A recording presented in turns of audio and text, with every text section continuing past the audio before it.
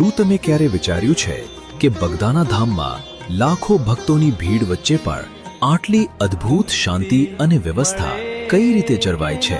આ વ્યવસ્થા પાછળ કોઈ જાદુ નથી, પણ એક એવી અદ્રશ્ય શક્તિ કામ કરે છે જે સાચા અર્થમાં ગુરુ આશ્રમનું સાચું ઘરેણું છે. આ શક્તિ એટલે બગદાણાનું સ્વયંસેવક મંડળ.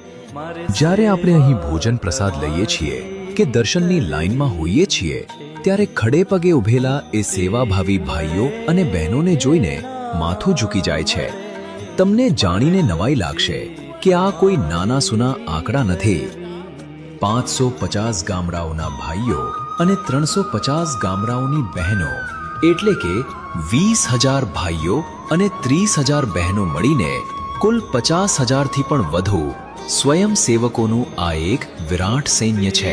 મળે કે ના મળે, મારે ભક્તિ તમારી કરવી છે, મારે સેવા તમારી કરવી છે. આ હજારો સ્વયંસેવકો અહીં કોઈ પગાર કે સ્વાર્થ માટે નથી આવતા.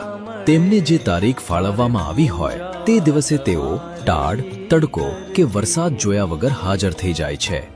એટલું જ નહીં, સેવા કરવા આવવા માટેનો ખર્ચ પણ તેઓ જાતે જ ઉપાડે છે અને પોતાના વાહનો લઈને આવે છે.